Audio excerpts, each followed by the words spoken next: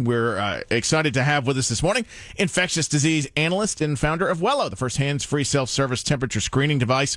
Rick Heller joins us this morning. Rick, thank you for taking time to join me in Memphis. How are you, sir? Hi, Rick. Thank you for taking time to join me. How are you today? I am well.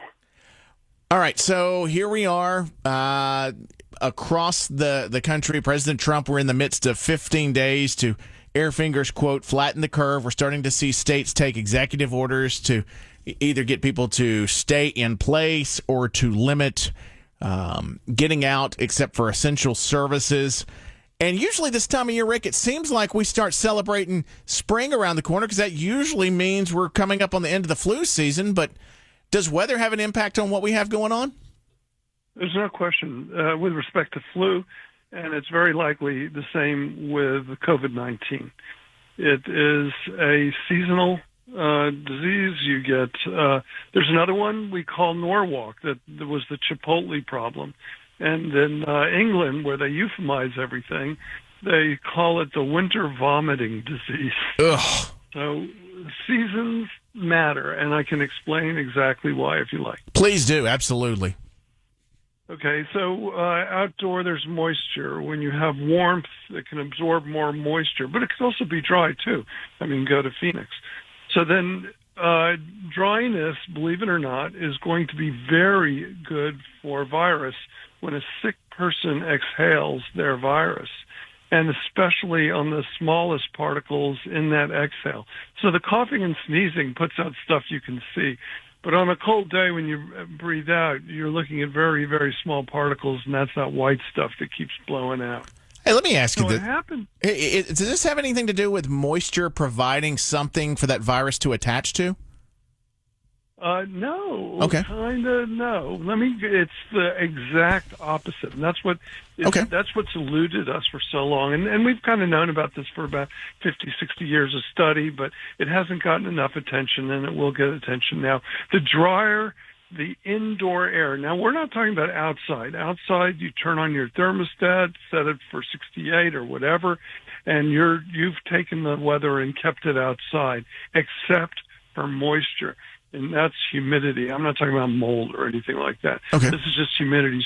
So it happens when a sick person, we're all about 100 degrees, let's say Fahrenheit.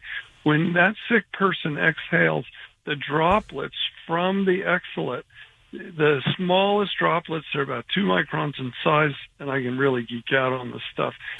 Those are the ones that turn into the viable virus. Those are the ones that are getting us most sick. The second biggest problem is that all these epidemics, when you study them, anything that drives 1,000 people to get sick, you'll find maybe at most 10 people that caused it. And so I know about asymptomatic spread, and that's all scary, and it's like The Walking Dead when you can't tell that they're The Walking Dead. But really what's going on is people who are symptomatic, they're taking antipyretics, so they're sort of masking it, feeling better, thinking they've done something for themselves. They go out into the crowded spaces we used to have, like movies and sporting events and whatever. And the sneezing and coughing is just sort of an idea that you get that they are sick. And believe me, it's not the sneezing and coughing, in my opinion, and I'll differ with the CDC on this any day. It's the other stuff. We fill up the air with our breath like about 100 times more than any rapid coughing and sneezing. So that's where it's coming from, dry air indoors. Okay. Well, if you have just a moment, I had one more question for you, because a lot of people are going to be spending more time indoors, Rick. Rick Heller joining us on Memphis Morning News. Would it be helpful in any way for people who are in their homes to maybe change out their air filters in their HVAC systems? I think so, but that's just because it's a good idea there's a thing called susceptibility. That's where well people become susceptible to anybody who's around them that's sick. And that happens in dry air too. When we go to sleep, we can lose 1.5 pounds, a normal average human weight. We lose 1.5 pounds in the morning, and we're all happy, smiling about that. We want to lose weight. But it turns out all that loss was not fat. It was just water from your lungs. And when it's nice and moist out, you won't have that. You won't get to lose that weight.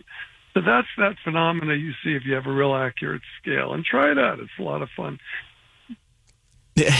Yeah, I know that I find that weight really quickly after I wake up for sure. Rick Heller, thank you so much for joining us on Memphis Morning News. Thank you for your unique insight with infectious disease. And hopefully very, very soon maybe we can talk again and maybe during a happier situation. Thank you so much.